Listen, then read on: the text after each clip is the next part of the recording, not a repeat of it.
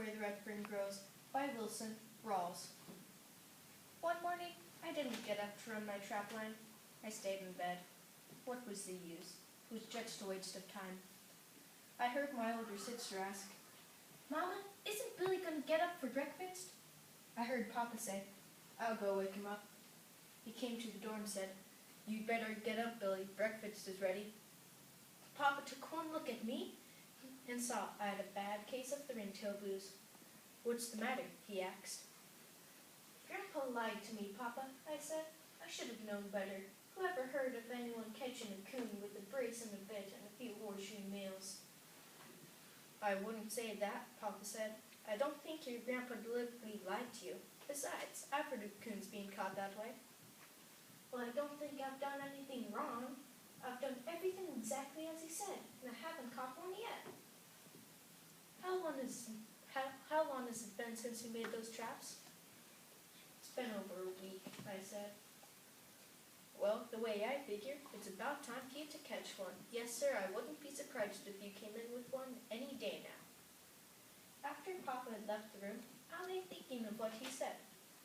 Any day now. I got up and hurried into my clothes. As soon as I was done with breakfast, I called my pups and lit out for the river. The first trap was empty. So was the second one. That old feeling of doubt came over me again. I thought, it's no use, I'll never catch one, and I so need the skin to train my pups. On the way to my third trap, I had to walk through the thick stand of wild cane.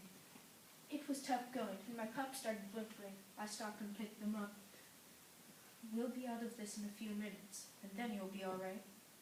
I came plowing out of the matted mess and was right on my trap before I realized it. I was met by a loud squall.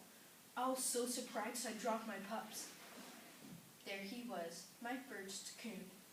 He was humped on a sycamore log, growling and showing his teeth. He kept jerking his front paw, which was jammed deep in the hole I had bored. He was trapped by his own curiosity. I couldn't move. I felt like my wind had been cut off. I kept hearing a noise, but couldn't make out what it was. The movement of the boy pup shook me from my trance. The unidentified sound was his bawling. He was trying to climb up the log and get to the coon. I yelled at him and darted in to get hold of his collar. On seeing my movement, the coon let out another squall. It scared me half to death. I froze in my tracks and started yelling at my pup. The girl pup worked around behind the coon and climbed up the log. I screamed at her. She paid no attention to me. Digging his sharp loop claws into the bark, the boy pup made it to the top. He didn't hesitate. Straight down the sycamore log he charged. With his teeth bared, the coon waited. When my pup was about 2 feet from him, he made a lunge. The coon just seemed to pull my pup under his stomach and went to work with tooth and claw. The girl pup saved him.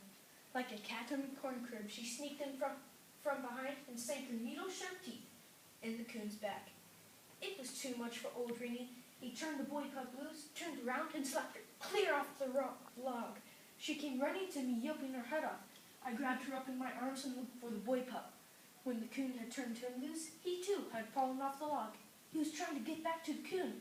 I darted in and grabbed him by the hind leg. With the pup under each arm and running as fast as I could, I lit out for the house.